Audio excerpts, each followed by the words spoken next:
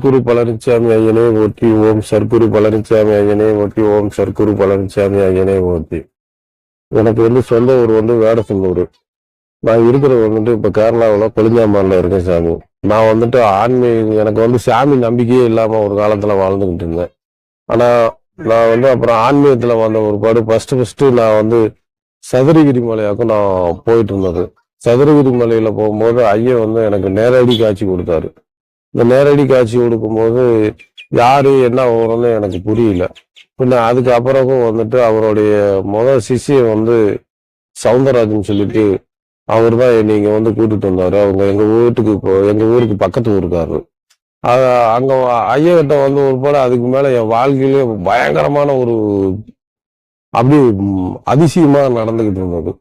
அது பிற்பாடு நான் அப்படியே மாசம் வாரம் அப்புறம் டெய்லி வந்துகிட்டு இருக்க என்னுடைய குடும்பத்தையே ஐயாவுக்கு எங்க வாழ்க்கையவே எங்க குலதெய்வமா நாங்க அர்ப்பணிச்சு எடுத்துக்கிட்டோம். கேரளாவில் என் மச்சனை இருக்கிறான். அவனுக்கு எலிக்காய்ச்சல் வந்துடுச்சு.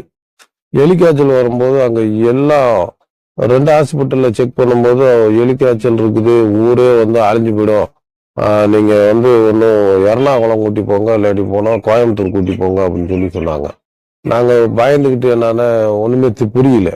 அப்ப சரி நேரம் ஒட்டஞ்சத்திரம் போலாம் அப்படின்னு வரும்போது டக்குன்னு எனக்கு ஐயாவோட ஞாபகம், குருநாதர்கிட்ட போய் நம்ம தொழுவுக்கு சாமியை கும்பிட்டு போவோம், அப்புறம் எதா இருந்தாலும் பாத்துக்கலாம் அப்படின்னு சொல்லிட்டு ஐயா கிட்ட வந்தோம்.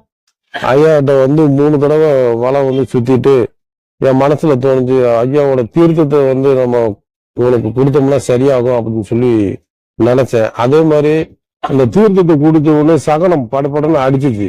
எனக்கு அப்பயே ஒரு 100 யானை என் உடம்புல போன மாதிரி ஒரு பயங்கரமான ஒரு எனர்ஜி ஆச்சு. அப்புறம் நேரா ஒட்டஞ்சத்திரத்துல போய் செக் பண்ணி பார்க்கும்போது அந்த எலிக்காய்ச்சலும் இல்லை, புலிக்காய்ச்சலும் இல்லை.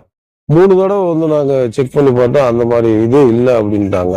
அந்த மாதிரி அதிசயம். அதே மாதிரி என்னுடைய நண்பர்கள் பொண்ணுக்கும் அந்த ஃபிட்ஸ்லாம் வந்துச்சு. 3 வருஷமா ஃபிட்ஸ்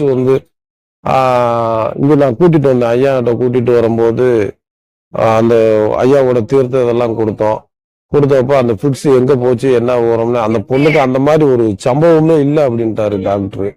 அது மாதிரி எங்க வாழ்க்கையில ஏகப்பட்ட அதிசயங்களை நடத்திக்கிட்டு கொடுத்து நாங்க பயங்கரமா அனுப்பிச்சு விட்டுருக்கோம். நான் கேரளாவில இருந்து ஃபர்ஸ்ட் வரும்போது ஒருத்தனா தான் வந்தேன். இன்னைக்கு பார்த்தோம்னா அங்க இருந்து 150 ஆள், 200 ஆள், 300 ஆள்னு சொல்லி வந்துகிட்டு இருக்காங்க. அவங்க பார்க்க அவங்களுக்கு ரொம்ப அதிசயமாயி போயிடுச்சு. இப்படிலாம் சித்த பெருமான்கள் இருக்கிறாங்களா அப்படின்ற மாதிரி அவங்களுடைய எண்ணங்கள் பயங்கரமா வந்துகிட்டு இருக்கிறாங்க. நிறைய பேர் வந்துகிட்டு இருக்காங்க. ஏன்னா அவர்களுடைய புகழை சொல்ல வார்த்தையே இல்லை, அந்த அளவுக்கு போய்கிட்டு இருக்கு. என்ன சொல்றதுன்னு எனக்கு தெரியல. சூரியனும் அவரும் ஒண்ணும், அவ்வளவுதான். எனக்கு நான் சொல்றதுக்கு வேற வார்த்தைகள் இல்லை, அவரை புகழ்றதுக்கு வார்த்தை இல்லை. தேன் அப்படின்னு சொல்லி சொன்னா அது இருக்காது.